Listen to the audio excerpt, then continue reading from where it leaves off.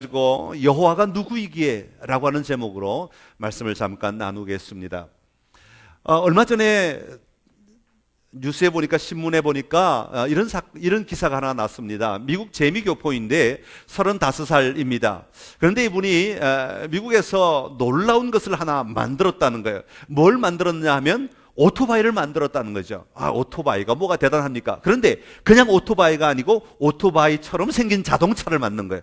그러니까 1인용 아니면 2인용이 탈 수 있는, 오토바이는 오토바이인데 바퀴가 2개니까 오토바이인데 외형은 자동차처럼 문도 만들고 뚜껑도 만들고 유리도 만들고 다 만들어가지고 완전 자동차인 거죠. 그러니까 시속 100 몇십 킬로로 달릴 수 있으니까 자동차는 틀림없어요. 그런데 전기 자동차를 만든 겁니다. 그런데 놀라운 것은 이 자동차에, 보통 자동차 그러면 바퀴가 3개 내지 4개가 있어야 넘어지지 아니하고 자동차 역할을 할 수 있는데, 이 자동차는 바퀴가 2개밖에 없는 거예요. 그런데 바퀴가 2개밖에 없는데도 불구하고 넘어지지 않는다는 거예요. 넘어지지 않는. 그래서 사람이 옆에 어깨를 가지고 확 밀어봤어요. 그랬더니 조금 싹 움직이는 것 같더니 다시 저래 가만히 서 있는 거예요. 또 다른 사람이, 남자들이 막 힘껏 밀어 제꼈습니다. 그랬더니 조금 움직이는 것 하더니 꼼짝 않고 다시 똑바로 서 있는 거예요. 바퀴 2개밖에 없는데, 트럭을 가지고 와서 그 오토바이 자동차에다가 끈을 묶어가지고 휙 당겨봤습니다. 그런데도 잠깐 휘청하더니 다시 꼿꼿하게 2바퀴로 서 있는 겁니다. 오토바이 자동차가 막 달려갈 때 이쪽에서 자동차가 확 나와가지고 오토바이를 확 박았습니다. 그랬더니 이 오토바이 자동차가 슉 미끄러지더니 넘어지지 않고 그대로 서 있는 겁니다. 이야, 이거 대단한 거잖아요. 그냥 오토바이는 아무 문제가 안 될 텐데 넘어지지 않는 자동차, 오토바이 자동차. 그 이유가 뭐냐, 원인이 뭐냐 하고 봤더니 그 자동차 가운데 밑에 부분에 자이로스코프라고 하는 큰 거 2개가 딱 들어있는 거예요. 이게 뭐 하는 역할을 하는 거냐면 균형을 맞추는 역할을 하는 거죠. 여러분 휴대폰 안에도 사실은 조그만 게 다 들어있습니다. 그래서 여러분이 휴대폰을 기울이면 화면이 바뀌어지도록 하는 게, 이게 다 자이로스코프 때문에 움직이는 것인데, 그런데 큰 게 2개가 자기들이 개발한 게 들어가 있는 거예요. 이게 있으니까 균형을 딱 잡아주니까 외부에 어떤 충격이 와도 조금은 흔들리는 것 같다가도 다시 똑바로 서 있는 거예요. 그러니까 오토바이를 못하는 사람도 이 자동차 하나만 있으면 정말 기름값도 안 들고 전기 2시간만 딱 충전하면 360km를 달릴 수 있대요. 시속 100 몇십 킬로로. 얼마나 좋은 거예요? 2250만 원. 아직 이제 처음 나온 거라 좀 비싸요. 좀 비싼데 아마 몇 년 지나면 아마 1000만 원대로 떨어지지 않을까 기대하고요. 그래서 빨리 떨어지면 하나 사서 타고 다니면 재밌겠다. 우리나라 교통도 복잡한데, 그죠? 이렇게 작은 차로 전부 다 1인용이잖아요. 요즘 다 혼자 타고 다니니까 타고 다니면 좋을 것 같아요. 똑같은 원리가 배에도 적용됩니다. 여러분, 바다에 떠다니는 큰 배들이 풍랑이 몰아치고 이렇게 파도가 쳐도 이 큰 배를 타고 있으면요, 이게 파도가 치는지 몰라요. 그 배 안에 있으면 느끼질 못하고 그냥 전전하게 가는 것 같아요. 그 이유가 뭐냐 하면 배 밑바닥에 들어있는 평형수라고 하는 것이에요. 평형을 맞추기 위한 물이 들어있기 때문에 그래요. 그래서 배 밑바닥에 이 큰 배가 평형을 잘 밸런스를 잘 맞출 수 있도록 해당되는 양의 물을 잘 실어 놓으면 어떠한 파도가 와도, 외부의 충격이 와도 이 배는 잠깐은 흔들릴지 모르지만 바로 다시 자기의 배의 위치를 딱 잡고 흔들림 없이 계속 갈 수 있다는 거예요. 그런데 지난번에 우리 세월호 사건, 세월호 배가 얼마나 큽니까? 그런데 이 세월호가 말이에요, 이 짐을 더 많이 싣겠다고, 더 많은 돈을 벌겠다고 배의 평형수를 작게 했다는 거 아닙니까? 2032톤 정도의 평형수가 필요한 배였는데 자그마치 얼마의 평형수를 그 배에 넣어 놓았는가 하니까 580톤밖에 안 넣어놨던 거예요.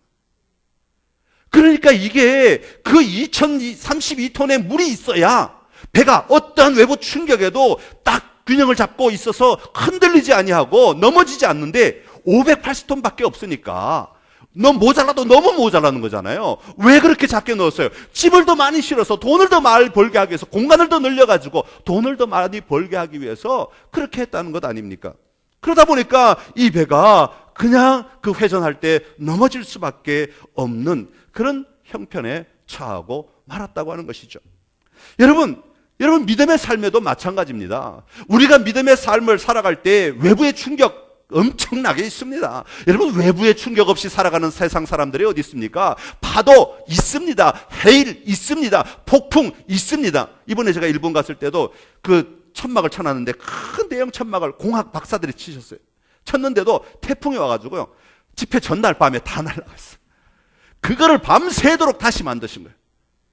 그 3,000명이 모이는 공간을. 그래서 전체 4,700명이 모이는데 그 텐트를 전부 다 다시 쳤어요. 여러분, 이게 날아갈 수밖에 없어요. 그런데 우리의 믿음의 삶에 이런 풍랑이 있고 폭풍이 있고 태풍이 있어요. 그러나 믿음의 삶의 자리에 그런 풍랑, 외부적인 요인이 온다 할지라도 흔들리지 않는 믿음의 삶이 진짜 믿음의 삶을 사는 사람인 줄로 믿습니다. 그것이 무엇 때문에 가능해요? 우리의 믿음의 삶에 이 평형수를 잘 가지고 있어요.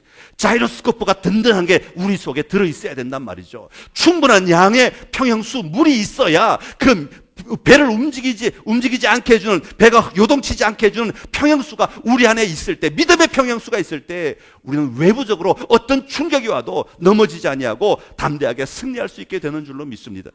그런데 많은 사람들이 그 평형수, 믿음의 평형수에 신경 쓰는 것보다 뭘 더 신경 써요? 오늘 내가 좀 더 많이 벌 거, 오늘 좀 더 내가 많이 얻을 거, 오늘 좀 더 내가 많이 누릴 거, 오늘 내 눈에 좀 더 보기 좋은 것, 이런 것들에 신경을 막 쓰다 보니까 정작 채워야 하는, 당연히 채워야 하는 그 평형수는 제대로 채우지 못하고 위에 올라온 것만 신경을 쓰다가 조그만 풍랑이 탁 치면은 그냥 오히려 그 짐 때문에 무너지는 거예요. 그 짐 때문에 넘어지는 거예요. 여러분, 그럴 때가 얼마나 많이 있어요. 내가 사업이 잘 됐으면 좋겠습니다. 내가 돈을 많이 벌었으면 좋겠습니다. 근데 풍랑이 착 잡고 돈을 못 벌면 우리는 그것 때문에 넘어지잖아요. 그것 때문에. 바로 그것 때문에. 그런데 우리 진짜 믿음의 사람은 뭐예요? 우리가 그런 요동을 쳐도, 요동이 와도, 어려움이 와도 우리는 넘어지지 않는 삶을 살아야 하는 줄로 믿습니다. 여러분 안에 얼마만큼의 믿음의 평형수가 있습니까? 무엇이 여러분에게 평형수가 되고 있습니까? 사람마다 다 평형수는 다른 사람들이 많습니다. 그러나 오늘 우리 선창의 모든 믿음의 가족들에게 있어서 여러분의 믿음의 평형수는 여호와 하나님으로 굳건하게 채워질 수 있기를 간절히 기원합니다.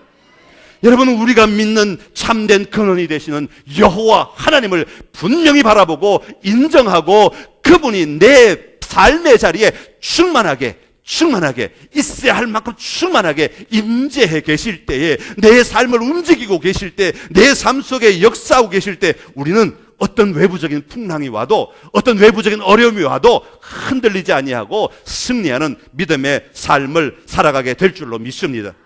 여호와 하나님은 나의 반석이 되십니다. 여호와 하나님은 나의 피할 바위이십니다.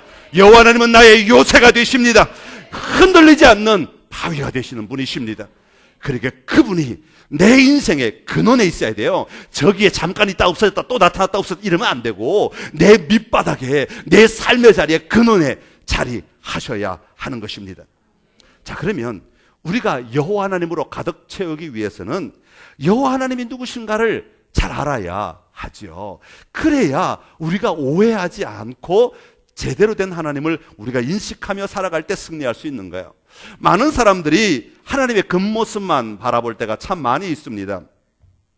어떤 사람들은 예를 들면 내가 오늘 필요한 어떤 문제를 해결할 때 하나님께 기도하지요. 뭐라고 기도합니까? 하나님 오셔서 이 문제를 해결해 주십시오. 여러분, 그런 경우 같은 경우는 하나님을 단순히 나의 어떤 문제를 해결하는 해결사로만 사용하시는 분이시죠. 그런데 만약에 하나님께서 아니야, 그건 너에게 필요 없어 라고 내가 원하는 응답, 내가 원하는 해답을 주지 아니하시고 내가 바라는 그 해결을 주지 아니하실 때는 이런 분들은 흔들릴 수밖에 없는 것이죠. 그 믿음 자체가 흔들리게, 요동치게 되는 것입니다. 그러기에 우리는 언제나 변함없으신 하나님, 우리의 삶의 자리에 언제나 동일하시게 역사하시는 여호와 하나님을 분명히 알고 고백하는 삶을 살아야 할 줄로 믿습니다.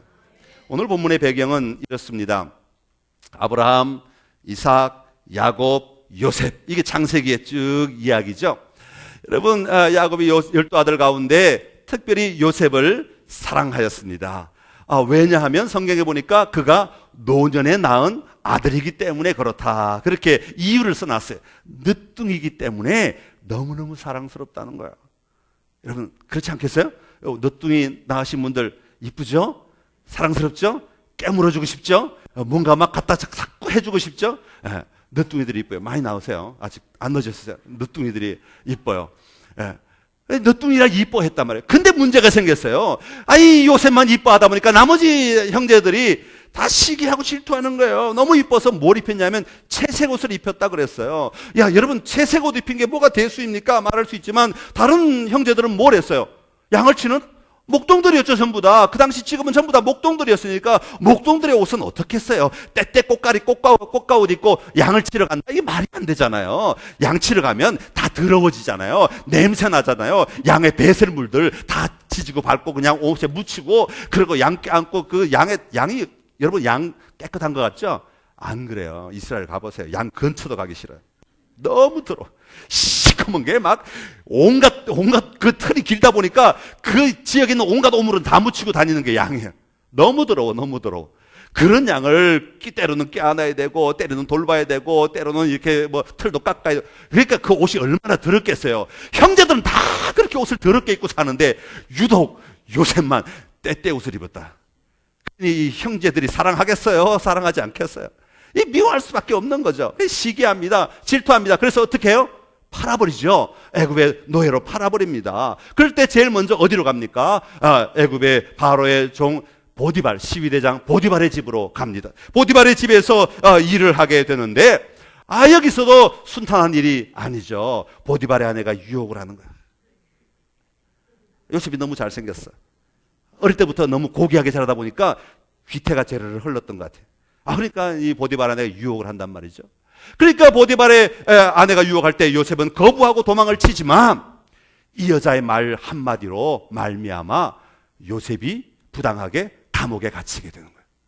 그러니까 그냥 요셉의 말을 안 듣고 이 여자의 말을 듣고 요셉을 부당하게 감옥에 갇히죠. 그러나 그럼에도 불구하고 하나님은 이 모든 일을 다 주관하고 계신 것을 우리가 나중에 알 수 있습니다. 감옥 속에서 술 맡은 간원장을 만나죠. 떡 굽는 간원장을 만나죠. 그들이 꿈을 꾸지만 알지 못할 때 그들에게 이야기해 주죠. 술 맡은 간원장은 살게 될 것이고 떡 굽는 간원장은 죽게 될 것이다. 술 맡은 간원장이 살아서 감옥에 나갈 때 요셉이 말합니다. 나를 기억해 주십시오. 언젠가 나를 반드시 기억해야 할 때가 있는데 나는 지금 억울하게 감옥에 있으니까 나를 좀 기억해 주십시오 라고 얘기합니다. 그러나 술 맡은 간원장은 그때뿐이죠. 자기 유익을 얻을 때뿐이죠. 까맣게 잊고 살아갑니다. 어느 날 바로가 꿈을 꿉니다. 바로가 꿈을 꿀 때에 살찐 암소 7마리가 아주 빼마른 암소 7마리를 잡아먹는 꿈을 꿉니다. 한 이삭이 나왔는데 살찐 그 이삭이 아주 파란 이삭을 잡아먹는 꿈을 꾸게 됩니다.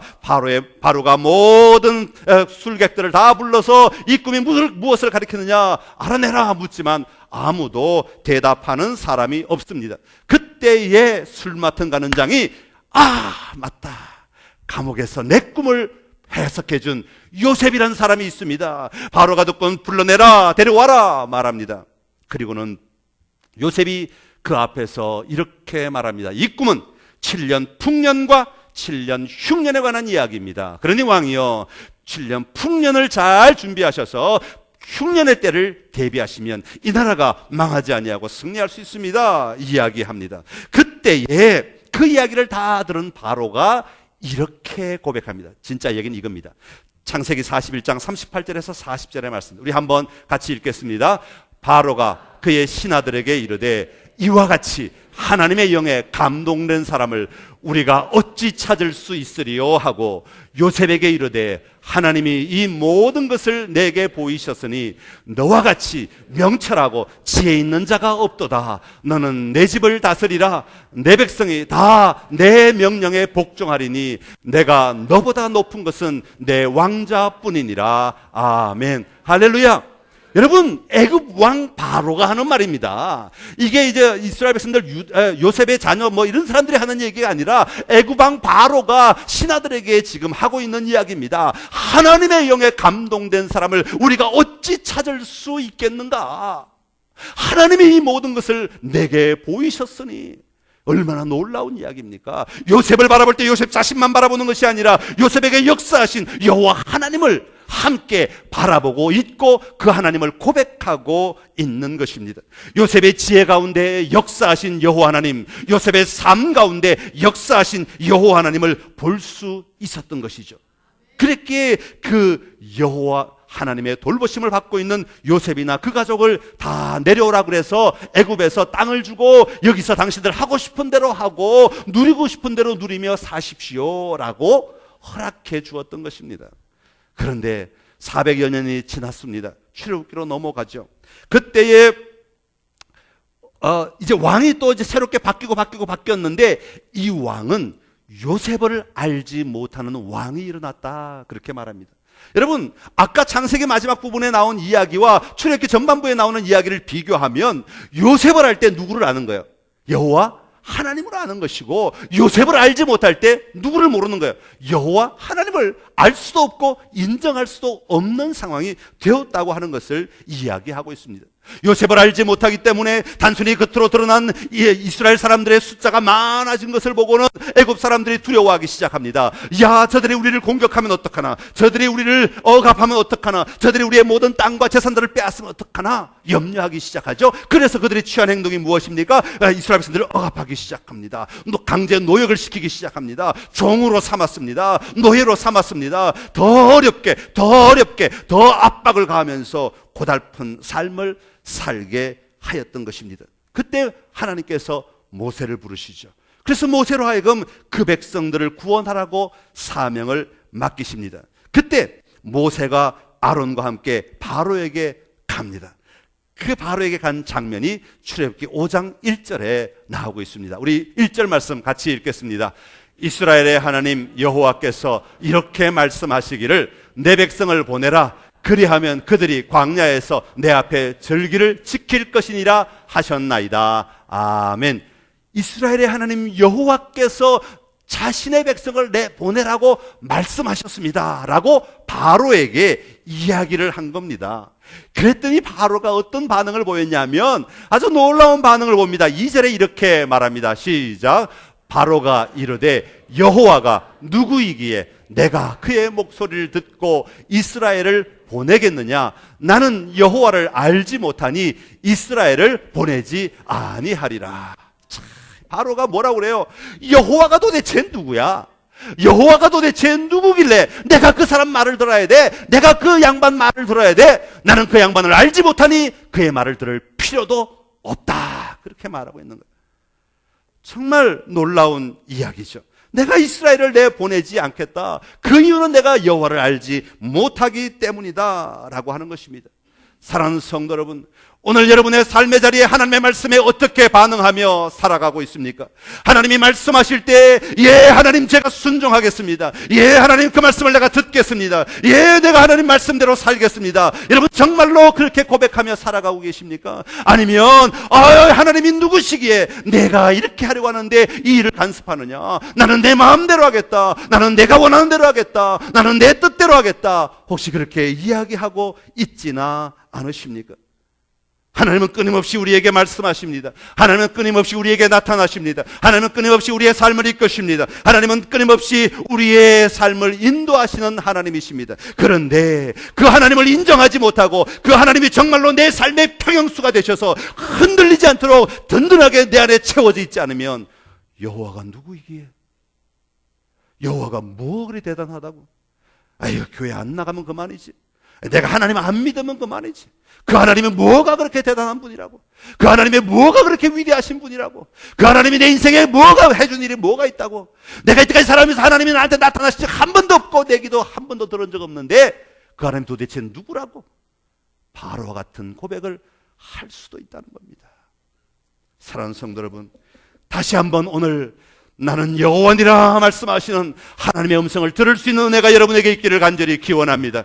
여호와 하나님이 내 안에 자리하지 아니하시면, 여호와 하나님이 내 안에 충만하지 아니하시면, 여호와 하나님이 내 삶의 든든한 바위가 반석이 되지 아니하시면 우리는 세상의 풍랑으로 말미암아 여호와가 누구시기에? 라고 말할 수밖에 없는 어리석은 자가 될 수밖에 없습니다. 자, 이 질문에 대하여, 바로의 이 질문에 대하여 하나님은 대답을 하고 계시는 것이 바로 오늘 본문 출애굽기 6장의 이야기입니다.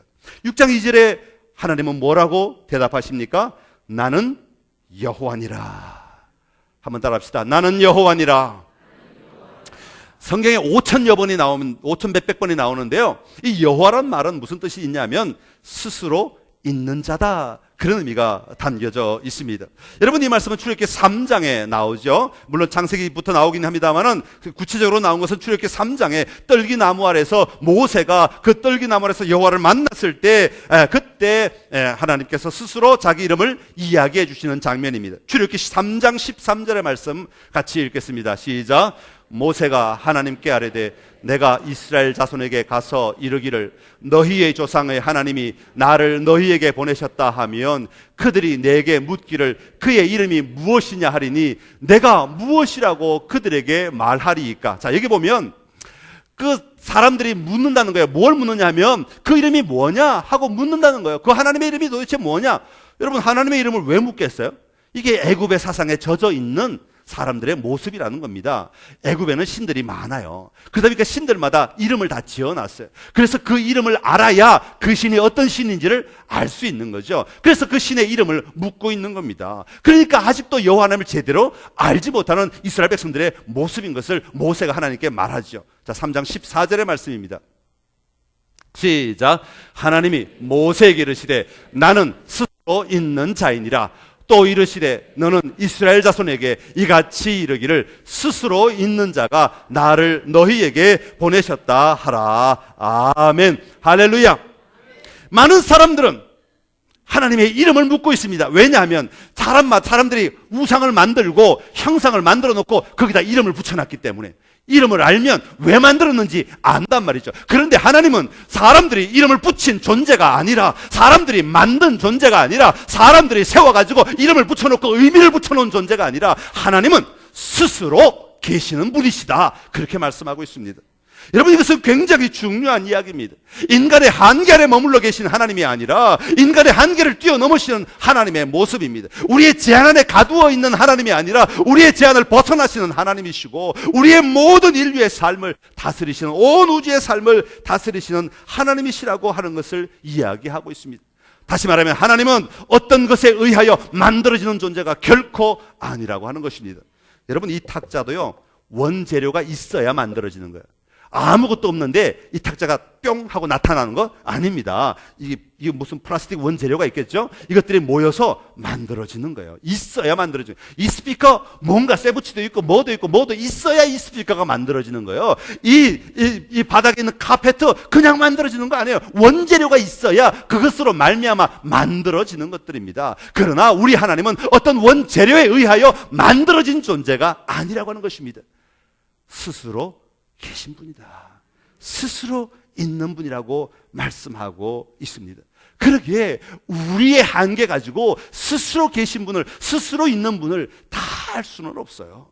우리의 한계 안에 가두어져 있는 하나님이라면 어떤 사람은 말해요. 나는 그런 하나님 안 믿겠다고. 그렇잖아요.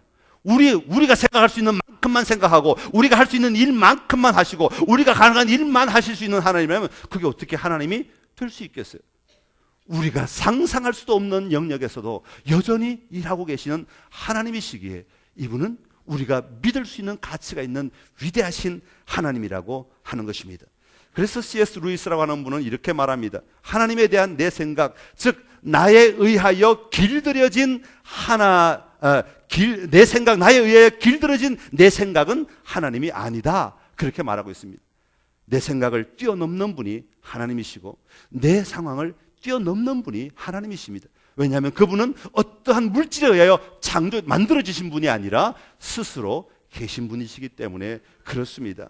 사랑하는 성도 여러분, 스스로 존재하시는 분이신 여호와 하나님을 다시 한번 묵상하시고 그 하나님을 기억하시며 그 하나님이 어떤 분이신가, 내 인생의 어떤 분이신가를 다시 한번 발견하는 복된 한 주간이 되시기를 간절히 기원합니다.